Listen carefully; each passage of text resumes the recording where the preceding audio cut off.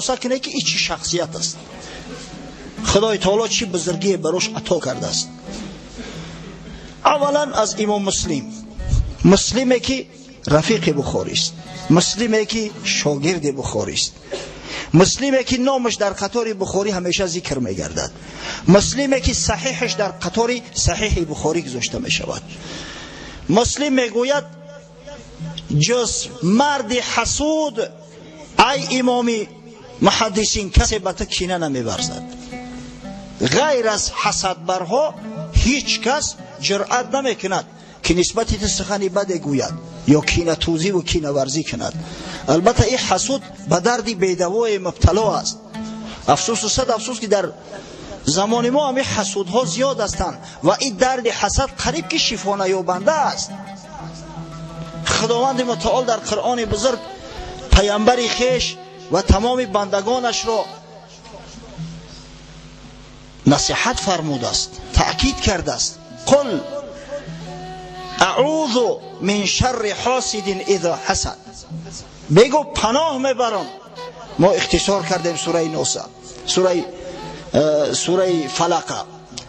بگو پناه میبرم ای حبیبی من، خود پناه ببر و به امتانت بگو پناه میبرم از شر حاسد وقتی که حسد بورزه. که وقتی که حسد بالا گرفت دیگه نه مروت میماند، نه جوان مردی میماند، نه عدل میماند، نه حقیقت گویی میماند. کینه توزی و عداوت و بخل و حسد یک درد بی‌دوایی است که در وجود انسان که وقتی جای گرفت یگانه علاجش مرگ است. در روایت اومده است و ای داء ادوأ من حسد. کدام درد بی‌دواتر از حسد است؟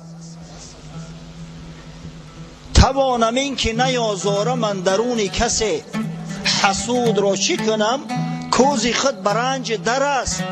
شیخ سعدی میگه که من حلیم هستم، خدای تعالی برای من یک آداب و خلق حسنه داده است، کسی را آزار نمیتم، اما همین بدبختی حسود چی کنم کوزی خود زیرا برنج در است. او از دست هم حسودش، از دست حسدی خودش در رنج گرفتار است. توانم این که نیازارم من درون کسی، حسود را چی کنم کوزی خود برنج در است. بمیر تا برهی ای حسود که این رنج است که از ملالت آن جز به مرگ نتوان رست. ای حسود میگه دعا که خدای تعالی تستر جان تا قبض کنه تا اینکه از همین درد بی‌دوا از حسد بردن حسد خوردن خلاص شوی، علاج دیگر نداری. از این خاطر بود که ببینه امام محمد ابن یحیی زحلی با وجود او قدر علم مرتبه داشتن به مقابل شاگرد خود قایم شد، تهمت ها در حقش قائل شد. شخصی که در میان محدثین اینقدر نام و اینقدر بزرگی و مرتبه داشت، زیرا که حسد خاموش کرده نتونست. وقتی که آتش حسد علنگه گرفت که مردم نیشاپور شاگرد بر استاد ترجیح دادیان، جای آنکه فخر کند که چنین یک شاگرد را تربیت کرده است، آتش حسد علنگه گرفت بر ضد این شاگرد قیام کرد، میخواست او را سیاه کند، اما او سیاهی فقط در نام خودش افتیده بس. امام مسلم میگه من شهادت میدهم، من گواهی میدهم که امروز در دنیا از تو عالمتر به حدیث پیامبر صلی الله علیه و سلم کسی نیست. ببینید این سخن آدم قطوری نیست، سخن شخص است که بعضی از محدثا حتی که صحیح او را بر صحیح بخاری ترجیح دادند. سخن کسی است که قریب در یک پایه با بخاری قرار دارد. روایت میکنند که بار امام بخاری علت یکی از احادیث مسلمه در نزدش بیان کرد. علت اما سبب ها و کمبودی های غامیزه را میگن که در متن حدیث پوشیده است. علما او را درک میکنن، در چشم عوام الناس اما حدیث صحیح میتوبد، اما علت درچه علمای نازک ادا و نازک بیان پیدا کرده میتونن. وقتی که امام بخاری همون علت حدیث برای مسلم نشان داد که همه علت دار است، امام مسلم از میان دو چشم بخاری از پیشانیش بوسه کرد، گفت ای استاد اساتید، ای پیشوای محدثین، ای طبیب حاذق، طبیب حاذق در طبابت علل حدیث، اجازت گفت پاها تا بوسه کنم. سبحان الله، کجا در میابه خیلی عالمه بزرگ مثل امام مسلم میگه که ای استاد اجازت من پاهای تر بوسه کنم. از برای خدا این همی سخنا بود، همی بزرگی بود، خاکساری و فروتنی بود که امروز نام امام مسلم در ردیف اول است. وقت شیخین گفتن بخاری و مسلم در نظر دارند، وقت صحیحین گفتن صحیح بخاری و صحیح مسلم در نظر دارند. او امام مسلم ابن حجاج نیسابوری در قطار زمره امام بخاری است، هر دوش قریب در یک زینه قرار دارند. از روی همین فروتنی بود، از روی این خاکساری بود، از روی این حق شناسی و جوانمردی بود که خدای تعالی این مرتبه و منزلت به امام مسلم هدیه کرد. اما زحلی چی کار کرد؟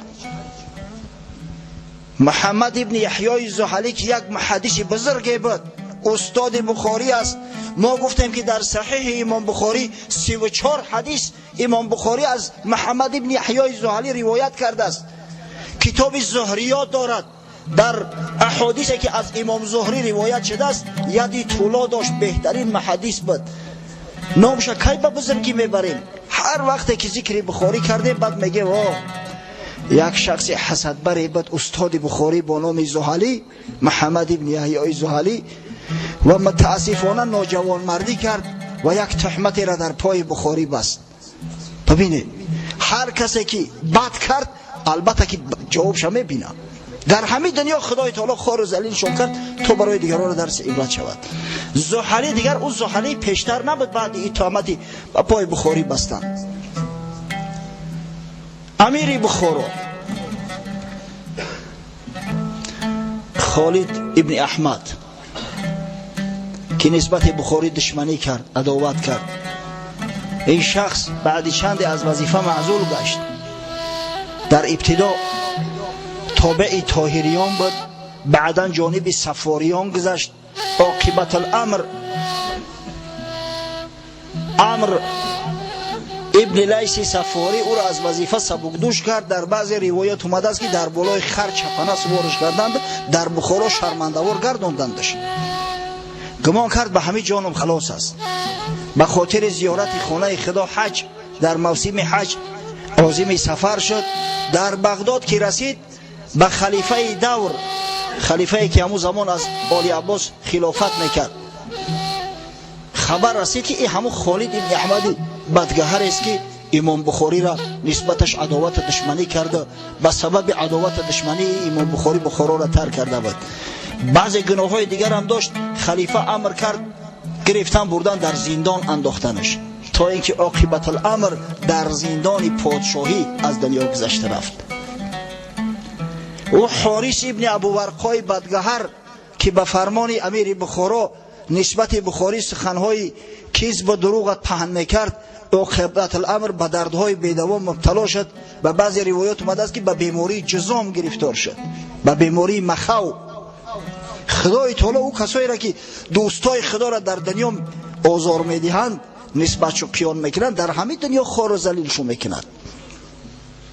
تا دل مرد خدا نامد به درد، هیچ قومی رو خدا رسوا نکرد. همین را به یقین بدانید. اما مسلم ببینه که به سبب آنکه حقیقت حال بیان کرد، جوان مرد بود، واقعیت گفت، خدای تعالی چی مرتبه و چی منزلتی براش داده است. یکی از بزرگان دیگر محمد ابن اسحاق خزیمه که با لقب ابن خزیمه در علم حدیث بسیار معروف و مشهور است، یک کتاب دارد با نام صحیح ابن خزیمه گفته می شود. ایرا امام محدثان می گفتند ابن خزیمه را. می گوید در زیر سقف آسمان عالمتر و حافظتر از امام بخاری به حدیث رسول الله صلی الله علیه و سلم کسی را ندیدم. در زیر سقف آسمان از امام بخاری حافظتر کسی نیست به احادیث رسول الله صلی الله علیه و سلم. حضرت امام احمد حنبل صحبت هفته گذشته کرده بودیم و شما بیان کردیم که با همون بزرگی و مرتبت میگوید خراسان بزرگ همانند بخاری را از خود خارج نکرده است. خراسانی که وطن اینقدر بزرگا است، خراسانی که اکثر کل محدثا از همونجا خارج شدیان، میگوید به مثل امام بخاری تا هنوز از خود خارج نکرده است. ابو حاتم رازی یک محدث به نهایت بزرگ است. در حق ابو حاتم رازی احمد ابن سلمه نیسابوری، همون شخصی که بخاری را هنگامی از نیشاپور خارج شدن به تنهایی اومد غسل کرد، محدث روایت میکند که بعد وفات اسحاق ابن راهوی و بعد یحیی ابن معین که آفتاب تابان و درخشان در علم جرح و تعدیل بدند، بزرگترین عالم جرح و تعدیل ابو حاتم رازی است. ابو حاتم رازی میگوید نه خراسان مانند امام بخاری را از خود خارج کرده است و نه در بغداد به بزرگی امام بخاری کسی داخل شده است. خارج کردن خراسان است بسته از زمانی که شهر بغداد ساخته شد، پایتخت اعلان شد، به بزرگی امام بخاری کسی داخل بغداد نشده است. این قول بزرگا در حق امام بخاری است. سبحان الله. امام ترمذی صاحب جامع السنن که ما و شما خوب میدونیمش، جامع السنن امام ترمذی در صحاح سیته داخل است، بسیار معروف و مشهور است. میگوید در عراق و خراسان و حجاز در علت حدیث، یعنی کمبود حدیث یافتند، در تاریخ، در شناختن سند حدیث عالمتر از بخاری کسی روا نخوردند. و قصه میکند که باره امام بخاری میگوید در نزد عبدالله ابن منیر محدث بزرگ بود. عبدالله ابن منیر یک دو سوالش کرد، بعد از جاش قایم شد، گفت ای ابو عبدالله، خداوند تر زینت امت اسلامی گرداند. استاد در حق شاگرد دعا کرد که یا ابو عبدالله، خداوند تر زینت امت اسلام گرداند. و بین دعاش مستجاب شد. امروز ما فخر میکنیم که الحمدلله در عالم اسلام بزرگ مثل امام بخاری پای به عرصه هستی گذاشته است و کتابی را به این بزرگی نوشته است. یک محدث بسیار بزرگ است، استادی اگر تمام محدثان گویم غلط نمیکنیم. ابو رجا قتیبه ابن سعید بغلانی، این شخص در عنفوان جوانی از امام مالک و از سعد ابن لیث ابن سعد ببخش مصری احادیث برداشته بود. بعدا تمام محدثایی که امروز نامشون میدونیم از اونها آثار باقی گذاشتن، قریب به همگی اومده در نزدش تعلیم حدیث گرفتن. احمد ابن حنبل شاگردش است، یحیی ابن معین شاگردش است، ابو حاتم رازی، ابو زرعه رازی، علی ابن مدینی، بزرگایی که نامشون در طول دو سه درس اخیر با شما بیان میکردم. اصحاب صحاح سیته غیر ابن ماجه 5 نفر دیگرش همه شاگردای همین شخصی بزرگ هستند، همه در نزدش درس خوندن.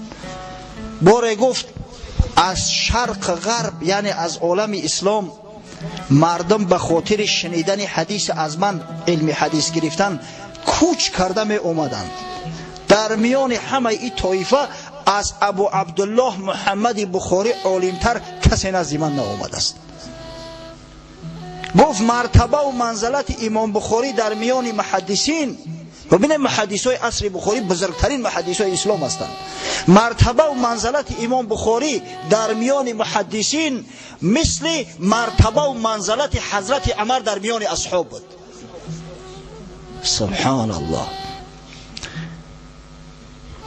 قتیبه ابن سعید بغلانی میگوید اگر بالفرض امام بخاری در زمان اصحاب پیغمبر صلی الله علیه و سلم تولد میشد، با وجود همین یک آیه از آیات خدا بود، یک نشانه از نشانه های بزرگی خدا بود، همون وقت هم اعترافش میکردن. استاد شیخ اسحاق راهوی باره وقتی که بخاری علت یک ده حدیث براش بیان کرد، گفت ای مردم، همین محمد خردسال میبینید، قسم به خدا اگر این در زمان حسن بصری زندگی میکرد، با وجود آن که امام حسن بصری 500 صحابی پیغمبر از زیارت کرده است، از اونا علم آموخته است، مردم باز محتاج به همین علم بخاری میشدن.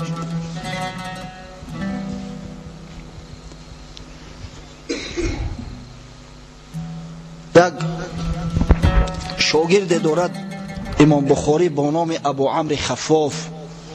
وقتی که از بخاری حدیث روایت میکند میگوید حدیث کرد به من مرد پاکیزه روزگاره که آفتاب به بزرگتر از آن هرگز نتابیده است. به بزرگی او شخصی را نه در غرب نه در شرق من ندیدم. بعدا میگوید در دوامی سخنش که هر کسی که نسبت امام بخاری دشمنی میکند او از راه و جاده مسلمانان دور است. هر کسی که نسبت بخاری بهتان را روا می‌دارد یا قول بهتانگران را در حق او قبول میکند، لعنتی خدا بر او هزاران بار باد. زیرا مرتبه و منزلت امام بخاری در میان محدثان چون امام احمد حنبل و امثال او بزرگها 20 درجه بالاتر بود. از امام احمد حنبل و امام احمد ها در علم حدیث بخاری میگه 20 درجه بالاتر بود. پس هزاران لعنت بر کسی که بر این مرد بزرگ طعنه را روا می‌دارد. سبحان الله. این است بخاری. چنین یک جوانمردی بود، چنین یک شخصی صالحی بود. گفتیم که ابوبکر ابن ابی شیبه بازیلش میگفت در علم حدیث. ابن حجر عسقلانی شارح بخاری، شارح صحیح بخاری میگوید ابو عبدالله محمد ابن اسماعیل بخاری یک جبل حفظ و امام فقیهان و امام محدثان است. محدثان عالم، یک مذهب نه. اولش که یک جبل حفظ است، یک کوه حفظ است. با این قوه حافظه خدای تعالی از مخلوقات کم آفریده است. ثانیاً امام فقیهان و محدثان عالم است. یک شمعی بود از گفتار بزرگا در حق بخاری تا اینکه شما بدونید که این چی شخصیت است، چی مرتبه و منزلت دارد. او کسایی که ما سخناشون براتون آوردیم بزرگترین علمای علم حدیث هستند، بزرگترین محدثین اسلام هستند برادران. هزارها هزار سخن است، من از میانشو گلچین کردم یک دستگل، همچی یک دستگل تا اینکه به شما هدیه کنم. زیرا وقتی ما امکان آن ندارد که همه او سخنها را برای شما بیان سازیم و شما هم امام بخاری نیسته که همه سخنهای ما را با یک بار حفظ کنید. با وجود اینقدر علم دانش پرهیزگار با ورع بود، بسیار خدمتگار بود. خدای تعالی همین خیلی حافظه قویش داده است، با شبانه روز کار میکرد، در پی علم بود، علم آموخت، میجست. هر وقت مانده میشده است، مانده میشوه انسان وقتی که تن جانش راحت طلب میکردن خود را مذمت میکرد است که یا ابو عبدالله تو شرم نمیداری؟ دهقانا در زمین کار میکنن مانده میشوند، هنرمندا به هنر مشغول هستند، آهنگرا آهنگری میکنن، زرگرا زرگری میکنن مانده میشوند. و تو همراهی رسول الله صلی الله علیه و سلم و اصحاب بزرگوار شب و روز اقامت میورزی، دائم در صحبت پیغمبر هستی، دائم در حلقه پیغمبر هستی، تو نخواه مانده شوی؟ به همین خیشه تسکین ببخشیده است و با کار دوام میداد. یا الله، اگر یک نفری ما ای هزار یک حصه کاری او را کرده باشه میگیم به همین تمام کاری ما در دنیا خلاص شده که وقتی استراحت سر زد. اما بخاری تا آخر حیات محنت میکرد، مشقت میکشید، می نوشت، می آموخت، در طلب علم بود. از همین خاطر بود که مستجاب دعوه بود، دعاش اجابت میشد. بخاری خود میگوید در حیات 2 بار از برای کار دنیا دعا کردم، از خدا طلب کردم، هر 2 بارم خداوند اجابتش کرد. بعد دیگه میگه برای دنیا هیچ طلب نکردم، ترسیدم که مبادا ای ثواب آخرتم کاسته شود. یعنی در این دنیا خدا بتمام به ثواب آخرت و کسته شود. برای همین تمام مشقت تحمل میکرد، پیش خدا دعا نمیکرد. و اینو خدای تعالی اگر دعا میکرد که خداوند همین دشمنام در پیش چشمم خور کن، همونجا خور و ذلیل میشدن، اما این کارو نمیکرد. همون محنت و مشقت امتحان تحمل میکرد. واقعا مستجاب دعوه است امام بخاری. وقتی که از بخارا هم رانده شد اومد به دهه خیرتنگ، دهه پایرو که امروزه که گفتیم در نزدیکی سمرقند قرار دارد، در خانه یک خیشش با نام جبرئیل ابن غالب همونجا دعا کرد. گفت اللهم انه قد ضاقت علی الارض بما رحبت فاقبضنی الیک. پروردگارا گفت زمین به همین وسعت و بزرگیش امروز برای من تنگ شد، دیگه در هیچ جا چشم دیدنم ندارم. از نیشاپور بیچاره خارج شبانه برآمد، از بخارا خارج شد، زمین به همین وسعتیش برای نمیخونجونه. خدایا گفت روح قبض کن.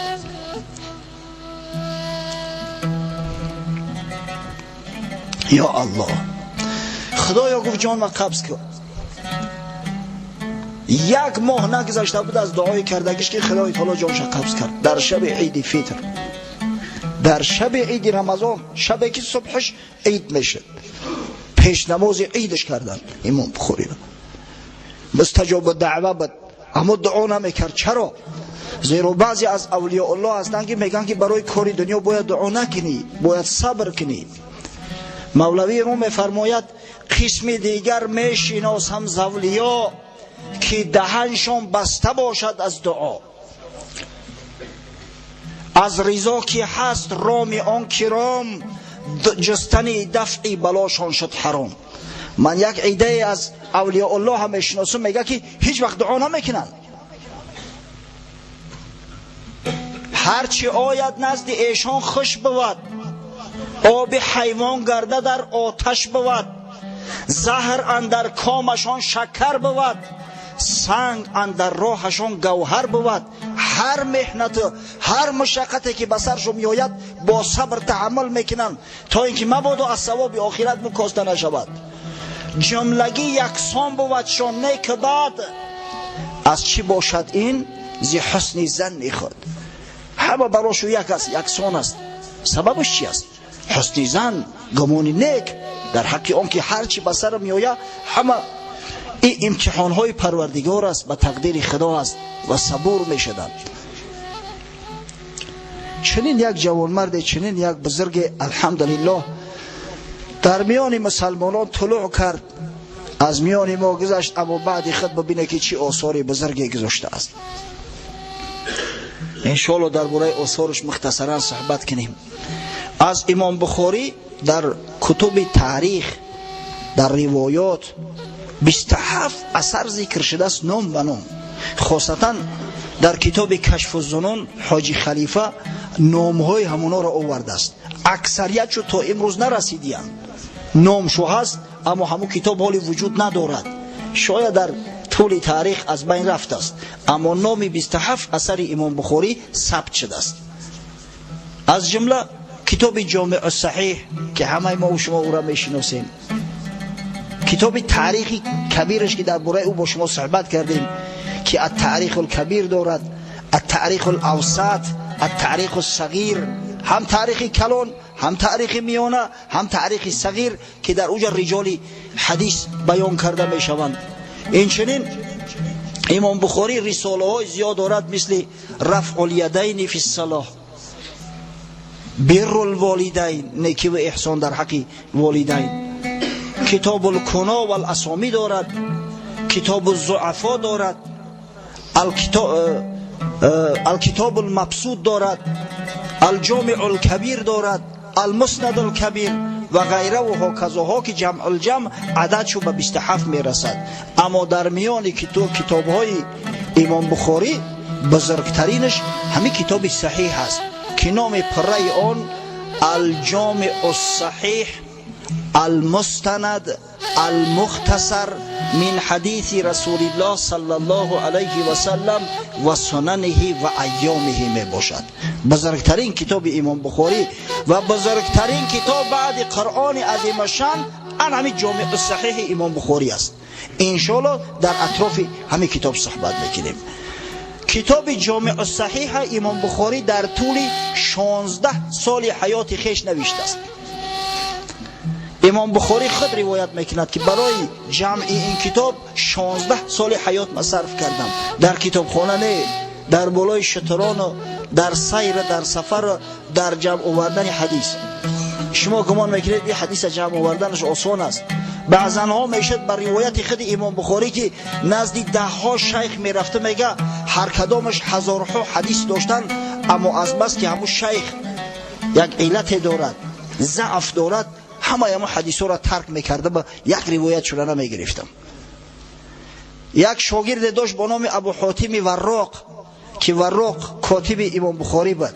یک روز در مسئله یک حدیث اندکی به شک سوال کرد. گفت یا ابو حاتم، تو گمان میکنی من تدلیس میکنم؟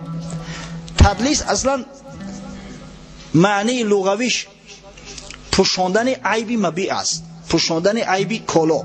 وقتی که تاجر عیبی کالا جانا میگه و در یک کس فن میکنه بفروشش، همین تدلیس است. اما در علم حدیث تدلیس 3 نوع میشود: تدلیس در اسناد، تدلیس در شیوخ و تدلیس تسویه. تدلیس در اسناد که بدترین تدلیس است، آن است که یک شخص از یک شیخی که با او ملاقات کرده است اما همون حدیث نشنیده است، به لفظ روایت میکند که خواننده یا شنونده گمان میکنه که همه حدیث از همون شنیده باشد. همون آدم واقعا ملاقات کرده است، در صحبت 6 بوده است، اما همون حدیثی را که روایت میکنه از اون مرد نشنیده است. اگر بگه حدثنی فلان، فلانی مرا حدیث گفت، دروغش که فاش و ابدالآباد دیگه یگان روایتی را کسی قبول نمیکنه. از همین خاطر بعضیش احتیاط میکردن، بعد نمیگه که حدثنی فلان، میگه قال فلان، فلانی گفت. اگر سختش بگیرن که تو اخی خونه در بلنده که تو فلانی را همین حدیث ایو نشنیدی، ای کجا میگوی، میگه اخی ایدهانی مردم شنیدم که فلانی گفت، یا عن فلان میگه از فلانی، میگه ای فلانی روایت شده است اخی، من ایدهانی خچم نشنیدم باش، من دیگر رو شنیدم. اینا تدلیس میگن در اسناد. این بسیار یک فن نازک است. اینا فقط همون ماهرای علم حدیث میتونن معین بسازن. تو گفت گمان میکنی من تدلیس میکنم؟ من گفت برای آنکه در حق یک شیخ یک آدم گفته است که همین سوء حفظ است، قوای حافظش ضعیف است، 10,000 حدیث پرتوفتم، از بحر 10,000 حدیث گذاشتم برای آنکه در یکی از راویای همون حدیث نظری بود یا نظری اندکی بود. تو گمان میکنی که من بخود جرأت میکنم تدلیس میکنم؟ خود میگه که از میان 600,000 حدیث انا 7,563 حدیثی صحیح خود من نوشتم. جامع صحیح از میان 600,000 حدیث انتخاب کردم. سبحان الله. هر باره که حدیثی را میگم میخواستم در کتابم ثبت کنم، در ابتدا غسل میکردم، بعدا 2 رکعت نماز میخواندم و بعد از آن در کتاب ثبتش میساختم. انا این مرتبه و منزلت میگم. از این خاطر است این کتاب به این بزرگی امروز در عالم نامآور گشته است. کتاب جامع الصحیح 97 کتاب 3450 باب رو در بر میگیرد. در مسئله عدد احادیثش قولهای مختلفه زیاد است، اما تحقیقهای اخیری که علمای علم حدیث کردن در اکثریتش من نظر کردم همه 7563 تا میارن، البته به حساب معلقات بخاری. و این کتاب جامع الصحیح کتاب است که هیچ یک مخلوق چنین کتابی در تاریخ ننوشته است و در آینده هم نوشته نمیتونه. صحیح در این کتاب بعد قرآن عظیم شان باشد دیگه در این موضوع چی گفته میشود؟ شیخ شمس الدین ذهبی بزرگترین رجال شناس اسلام میگوید صحیح امام بخاری بزرگترین کتاب در اسلام بعد قرآن عظیم شان محسوب می شود. ببینید شیخ ابو نصر عبیدالله سجزی در کتاب ابانة الکبری فی القرآن روایت کرده است، میگوید به اجماع علمای اسلامی از فقها و غیر فقها، اگر شخص بالفرض قسم به طلاق زنش خورد که در جامع صحیح بخاری یگان حدیث ضعیف نیست، همش صحیح هستند، اجماع علمای اسلامی ثابت است که زنش طلاق نمی شود، یعنی حانیست نمی شود. شما میفهمید چی گپ است؟ قسم به خدا من حاضر نیستم که برای یک صحیفه یکی نبوده رونویس شده است که قسم به طلاق زن بخورم، زیرا شاید اونجا تصحیف شود. خاصتا امروز که جوانای ما دیگه علم نخونن، از مکتب بگریزن، در یک دیکتانت می نوشتگیشو 100 خطا میکنن. شما ببینید بزرگی کتاب تا کدام درجه است که علمای اسلام اتفاق دارن که اگر شخص قسم به طلاق زنش بخورد که در صحیح امام بخاری یگان حدیث ضعیف نیست، زنش طلاق نمی شود. یا الله، از این بزرگتر دیگه مرتبه و منزلت از کجا می جویید؟ امام نووی شارح مسلم، یک عالم بسیار بزرگ، محدثی بزرگ، مفسری بزرگ، میگوید در صحت صحیحین، یعنی در صحت صحیح بخاری و صحیح مسلم، اجماع علمای اسلامی و وجوب عمل به این احادیث ثابت است، وجوب عمل به صحیحین. شیخ بدرالدین عینی یکی از بزرگترین محدثای حنفی مذهب که کتاب صحیح بخاری را طبق مذهب امام اعظم ابو حنیفه در نظر دارم، همه حدیثای احکام شرح توضیح میدهد، کتاب دارد با نام عمدة القاری فی شرح صحیح بخاری که از بزرگترین کتب شرح بخاری محسوب می شود. بیان کرده است که علمای شرق غرب اسلام، یعنی علمای عالم اسلام، اتفاق بران دارند که صحیح ترین کتاب بعد قرآن عظیم شان در تاریخ بشر صحیحین است، صحیح بخاری و صحیح مسلم. یا الله، اگر تا صبح گپ زنیم گپ مخلص نمی شود در این موضوع. شاه ولی الله دهلوی، شاه محدثین، شاه مفسرین هند، شیخ الهند، وقتی که درباره صحت بخاری و مسلم روایت میکند، بعدا میگوید هر ضعیفه، هر ببصره، هر خیرسره اگر طعن بر اید بزرگوار وارد کند، او حقوق مسلمان نامیدن ندارد، او از راهی که عامه مسلمانان اختیار کردن منحرف شده است. زیرا بر صحت این کتاب علمای اسلامی تصحیح گذاشتیان، صحتش ثابت کردگیان. شیخ ابو زید مروزی میگوید در حرم بودم، باره میگوید خوابم برده است، در میان رکن و مقام حضرت ابراهیم خلیل، ناخوش در خواب رسول الله صلی الله علیه و سلم دیدم. آمد گفت یا ابو زید شرم نمیداری؟ چرا کتاب های شافعی را درس میدی و کتاب های مرا درس نمیگوی؟ کتابی مرا. شیخ ابو زید مروزی یکی از علما و یکی از مجتهدای مذهب امام شافعی است. گفت یا ابو زید تو چرا کتاب های امام شافعی را درس میگویی و کتابی مرا درس نمیگویی؟ میگه بهت زده شدم. گفتم یا رسول الله کتابی تو کدام کتاب است؟ گفت جامع صحیح امام بخاری، حضرت رسول الله صلی الله علیه و سلم جامع صحیح به خود نسبت داشته. ابن خلدون در مقدمش میگوید که من از شیخ‌های زیادم شنیدم که در ذمه امت اسلامی نوشتن شرح کامل بر صحیح بخاری فرض گشته است. اگر مسلمانان بر صحیح بخاری یک شرح کامل ننویسند، همش ترک فرض کردن، فردا در پیش خداوند جواب میگن، فرض کفایه گشته است. و الحمدلله و المنه علمای اسلامی کمر همت بسته و بر صحیح بخاری شرح کامل نوشتند و این فرض کفایه را از ذمه مسلمانان ساقط کردند.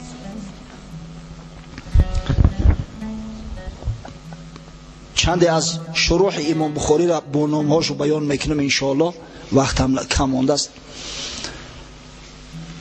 بزرگترین شرح بخاری موافق قول اکثر علمای حدیث و علمای اسلامی فتح الباری فی شرح صحیح البخاری ابن حجر اسقلانی است.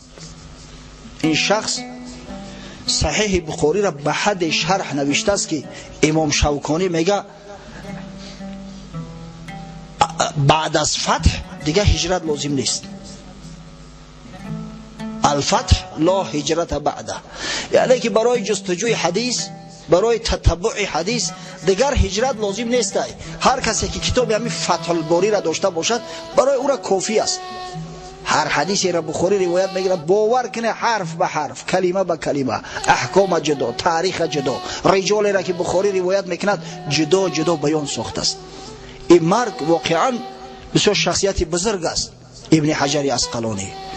در میان محدثای ما یکی از محدثای بزرگ در نظر دارم، شخصی بود با نام دارقطنی.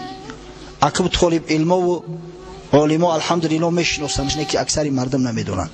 سنن الکبرا دارد، کتاب‌های زیاد دارد، بسیار محدثی بزرگ است، اما متاسفانه در مسئله صحیحین اندکی به خطا راه داد. موافق همو تعلیقات خود، موافق اصولی که پیش گرفته است، از میان صحیحین به زعم خود گویا که 210 حدیث ضعیف یافته است که از همین 210 حدیث 32 حدیثش متفق علیه است که هم بخاری و هم مسلم روایت کردند. 78 حدیث بخاری از بخاری است، 100 حدیث از صحیح مسلم. ابن حجر اسقلانی در هدی الساری، یعنی در مقدمه همین فتح الباری، تمام همین 210 حدیث هم میارد با دلیل حجت نادرست بدن قول دارقطنی را اثبات کرده است جوان مرد. البته او فرضی را که در ذمه امت اسلامی گذاشته شده بود که باید البته صحیح بخاری را شرحاً ابن حجر اسقلانی ادا کرد، الحمدلله و المنه. دوم شرح بزرگترینش نزد ما احناف ما یکمش حساب میکنیم، عمدة القاری فی شرح صحیح بخاری علامه بدرالدین عینی. بعضی از محققان واقعا عمدة القاری را از فتح الباری بالا گذاشتند به سبب بعضی عملهای بیشتر و زایی‌تر که هم از نظر نحوی و از دیگر نظرها هم شرح توضیحات بیشتر داده است علامه بدرالدین عینی. دیگر از کتب بزرگ معتبر ارشاد الساری فی شرح صحیح بخاری می باشد علامه شهاب الدین قسطلانی مصری و غیره و هکذاها کتاب ها هستند. علما میگویند از 59 تا 82 شرح کامل و شرح مختصر بر صحیح امام بخاری نوشته شده است. تصور بکنید کدام کتاب اینقدر تحقیق کردیان. این بود شاید که این حجتی که من براتون میگم، این سند من برای شما بیان کرده استم کهنه شده باشد، زیرا عالما امروز هم قرار نیستند، امروز هم شرح توضیحات زیاد می نویسند. یک دو سه کتاب خواندم، مثلا در اونجا سخن درباره فیض الباری نمی رود، شرح صحیح بخاری فیض الباری انورشاه کشمیری عالم بزرگ هندوستان ایرا بیان نکردن. پس از این معلوم میگرده که الحمدلله علمای عالم اسلام درباره صحیح بخاری تا حاضر کوشش غیرت و سعی تلاش به خرج داده ایستادند، شرح‌های خوب نوشته ایستادند و الحمدلله و المنه کسایی که میخواهند صحیح بخاری را کامل و مکمل درک کنند میتوانند که به همین شرح‌ها مراجعت کنند، زیرا تمامی چیزایی که میتونه در ذهن انسان شبهه بیارد، تمام کلمه های مجمل، کلمه هایی که مشکل فهم هستند، هم از لحاظ لغت هم از لحاظ مثلا معنا، همه ایو را شرح توضیح دادن. این بود سخن چند درباره امام بخاری بزرگ و درباره صحیح امام بخاری و درباره شروح آن. من یک چند دقیقه را جدا کردم به خاطر چی؟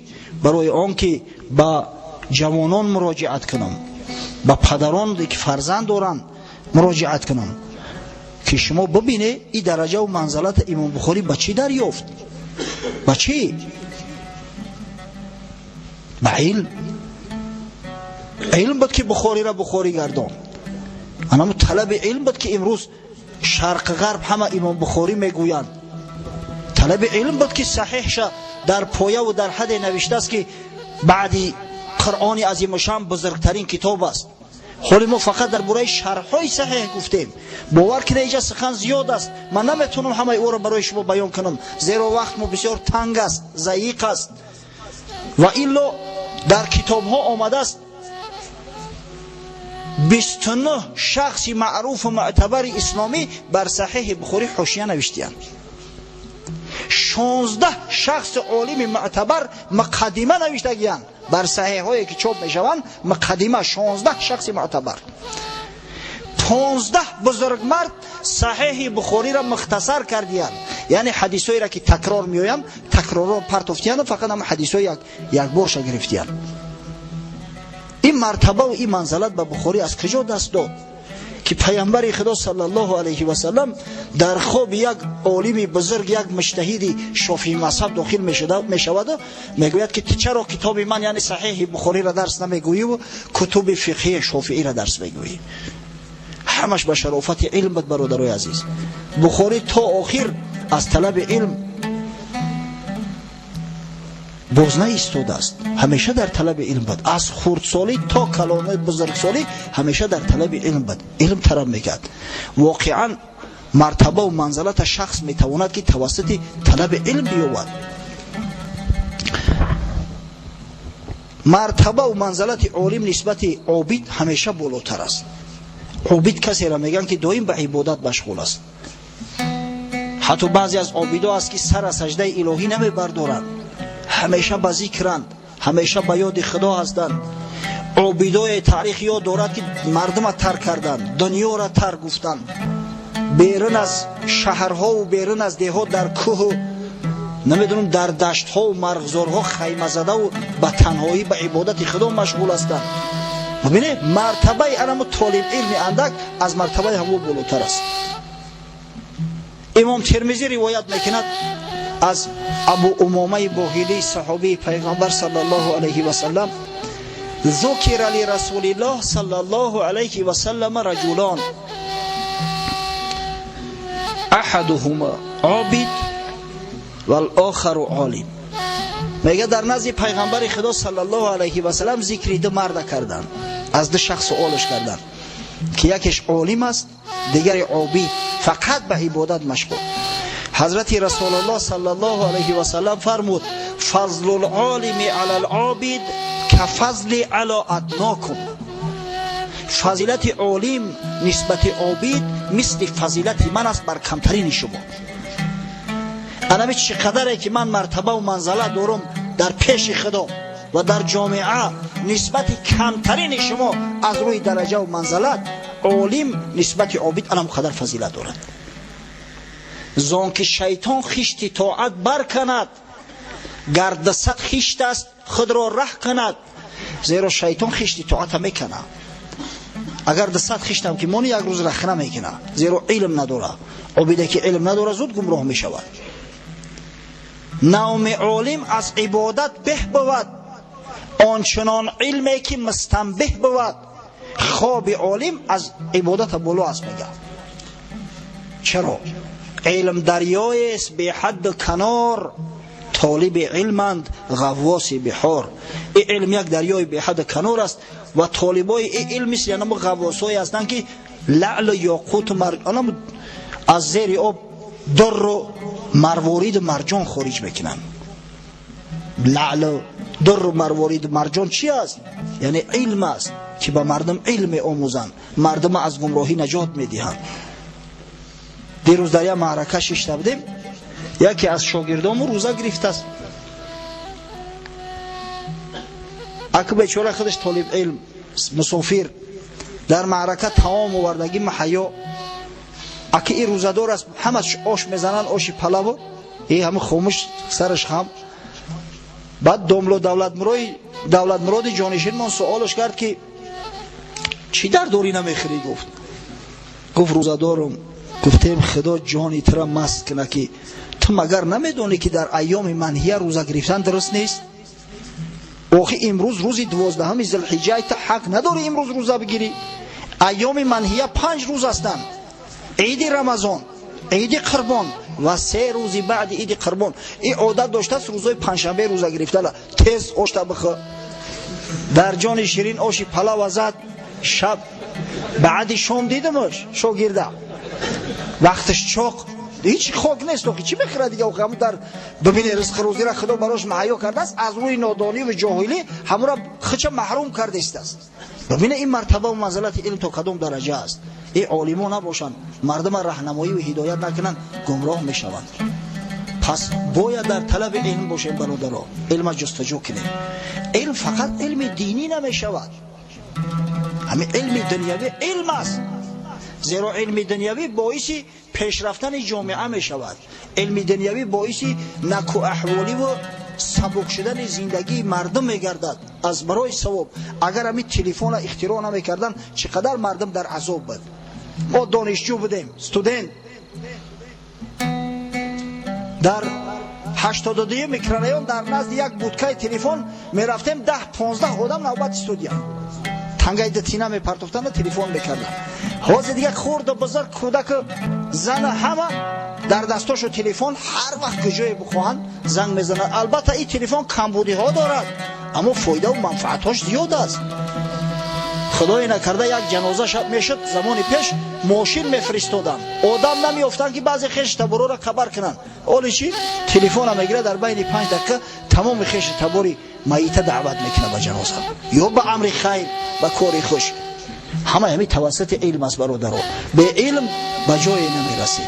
از همین خاطر باز یک بار دیگه تاکید میکنم به جوانامون، طلبه های مکتب خاصتا دانشجوها که در ساعت درسی بسیار خواهش میکنم درستونم قدم بدونه، درستونم قدم بدونه. فضل العلم خیر من فضل العباده، حدیث پیغمبر صلی الله علیه و سلم است. امام طبرانی در اوسط و امام بازار در کشف الاسرار به اسناد حسن آورده است که فضل علم از فضل عبادت بالاتر است در پیش پروردگار. بعضی کارهایی هست که اگر همون علمی همون را ندونه به جای نمیرسه. بوینگ وقتی باری اول آوردن تاجیکستان یک پیلوت نمیآورن که بوینگ اداره کنه و پرونه. یک تاجیک مسلمان یافت نمیشه که همون بوینگ اداره کنه. با چندین هزار دلار شرطنامه بسته و یک پیلوت خارجی را سپارش کردن گرفتن آوردن. عیب شرمندگی نیست؟ مملکتی که دولتی که الحمدلله صاحب استقلال است 7 میلیون اهالی دارد پیلوت نداشته باشه که یک بوینگ اداره کنند. ما باید پیلوت همون زیاد باشد، انژینیر همون زیاد باشد، عالم همون زیاد باشد. باور کنید تا زمانی که علم از خود نمیکنیم پا فراختر گذاشته نمیتونیم. یک عمر منت شنوی دولت های غرب میمونیم. هر علم در جای خودش زیبنده است. واقعا اگر یک اپندیسیت شوه او را خود به خوندن نشوه، اپندیسیت باید ببری بگیریش. او را با علم حدیث نشوه چیکار میکنی در این حالت؟ اگر یک البته که قرآن و البته هم حدیث رسول الله صلی الله علیه و سلم ما را به هم طلب علم دلالت کردیم که همون علم بخونه بآموزه. یک جراح لازم است که او را چاک کنه و خارجش بسازه همون جراحته. از همین خاطر باز یک بار دیگه تاکید تو میکنم برادرای عزیز، قسم به خدا من شما را دوست میدارم. قسم به خدا وقتی که من در مسجد جوانا را میبینم روحم بالیده میشود. از منبر پیغمبر گفتم. اما شما هم یک چیز بفهمید که مرتبه علم از مرتبه عبادت بالاتره. علم از خود کنید، برای عبادت علم ترک نکنید. همون نماز انشالله این نماز جمعه را دیرو نکردی، درس تا ترک نکن، نماز پیشین انشالله وقتی که اومدی میخونی این خدای بزرگ هم اجر ثوابی خوندن نماز برات عطا میکنه، هم اجر ثوابی طلب علم. من سلک طریقا یلتمس فیه علما سهل الله له به طریقا الی الجنه، رواه مسلم. امام مسلم از پیغمبر صلی الله علیه و سلم روایت کرده است هر کسی راهی را اختیار میکند برای طلب علم خداوند راه جنت برای آسان میگرداند. از همین خاطر علم با آموزه، صاحب علم شه، صاحب معلومات شوید، دانشمند شوید. از شما عالمای بزرگ پا به عرصه هستی بگذارند تا ما افتخار کنیم که الحمدلله او پروفسور او شخص قوم مسجد ما است. اینایش عالم بزرگی که صدها کتاب دارد این قوم مسجد ما است. ما با شما افتخار میکنیم، شما افتخار مسجد میشوید، افتخار جامعه میگردید. اما اگر نکردیم، همه از درس دور گرفتیم، پدرها گفتن که خیلی فرزندم کلاشید رسیه میره و کار میکنه، در سعی تلاش نه افتیدن که همون فرزند تعلیمی باب تعلیمی کامل دهن. در اون صورت وای به حال ما که همه خیلی مستر بیچاره و در مونده باقی میمونیم. در آخر یک نظمی را انشاءالله از مولوی روم براتون میخونم و بعد نماز جمعه را شروع میکنیم. مولوی میفرماید آن یک نحوی به کشتی در نشست، رو به کشتی با نمود آن حق پرست. گفت هیچ از نحو دانی؟ گفت لا. یک عالمی صرف نحوی عربی یک روز در دریای دجله میآید، در یک زورق میشیند. زورق نو در مبین رونده است که مراجعت میکنه که این مردک به همون علمی خودش فخر میکنه. در زورقران ملوح هم میگه که برادر علمی نحو میدونی؟ گفت لا. گفت هیچ از نحو دانی؟ گفت لا. گفت نه. گفت نیمی عمری تو شد بر فنا. نگاه کرد که میانه عمر است. بچه گفت نیمی عمر تا از دست دادی، تا به حال که علمی نحو نه آموخته باشی وای به حالت، نیمی عمری تو به بهوده گذشت. دل شکسته گشت کشتیبان زی تاب، لیک آن دم ماند خاموش از جواب. دلش رنجیده چی بگه که ایرم خوی. باد کشتی رو به گرداب فکند، گفت کشتیبان بدان نحوی بلند، هجدانی آشنا کردم بگو. قدرت خدای تعالی زورق اومد در یک گردباد غلطید، گرداب ده. ملوح با عالم نحو گفت که مردک آبازی را بتونی؟ هجدانی آشنا کردم بگو. گفت نه از من تا صباحی مجو. گفت از عالم نحو آبازی میپرسی؟ من ای کجا میدونم من عالم نحوم؟ گفت نیمی عمر، گفت کل عمرت نحوی فناست، زان که کشتی غرق در گرداب هاست. نباشه گفت ما را نصف عمرمو برباد شده باشه، ترا کل عمرت فنا شد. کشتی در گرداب غلطید، آبازی را کی را تو دیگه هیچ علاج دیگه نداری. بعد حضرت نصیحت میکنند فقه نحو صرف در کمامت آمده یاری شگرف. هر یک علم به جای خودش زیبنده، هر یک علم در موضع خودش زیبنده. عالم باشه که علم تفتازانی را داشته باشه، سعد دین تفتازانی را، نه که وقتی که زنش فرزند کرد به هم یک گهواره اساس کن محتاج می شود. تا زمان هم گهواره را راست نکنن، نه تنش از کجا پیداش بکنن. از همین خاطر طلب کردن علم، هم علم دینی هم علم دنیوی، به نهایت برای ما مهم است. جوانای عزیز بسیار التماس میکنم بخوانید درساتون، درس از خود کنه به افتخار، به سری بلند، به آبرو و عزت. من میخوام که تمامی عالمان، تمامی دانشمندان، تمامی طلبه های فعال مکتب همون نمازخانه باشن. انشالله این نمازخانه ما همین امکان دارن. بعد به افتخار وقتی سوالش میکنن که برادر این مرتبه و منزلت از کجا یافتی که تو پروفسور علمی تیپ شدی؟ بگه که از مسجد، از نماز یافتم، نمازم میخوندم، از خدای تعالی طلب میکردم، خداوند دادم. ببینه ایش یک تبلیغی میشود برای نماز، یک تقلیقی میشود برای اسلام. پروردگار و صحبت مناسبتی معاصر گردان. خداوند روح امام بخاری و روح علمای علم حدیث و علمای علم فقه و دیگر علمای بزرگ اسلامی را شاد و مسرور و خوشنود و راضی گردان از صحبت امروزه. و پروردگار و مساعدت فرما که مردم مسلمان ما چنگ به علم دانش زده و از میان خود، از جگر خود فرزندان برومند صالح عالم مثل بخاری و مثل سینا و مثل بیرونی و مثل عطار و مثل دیگر بزرگانی که امروز عالم اسلام حتی که تمام جهان با نام اونها افتخار دارد خارج سازند. خداوند طاعت مونه به درگاهت قبول و مقبول ساز و روزی شریف جمعه و این نماز از برای جمیع امت محمد صلی الله علیه و سلم مبارک گردان. ربنا افتح بیننا و بین قومنا بالحق و انت خیر الفاتحین برحمتك یا ارحم الراحمین.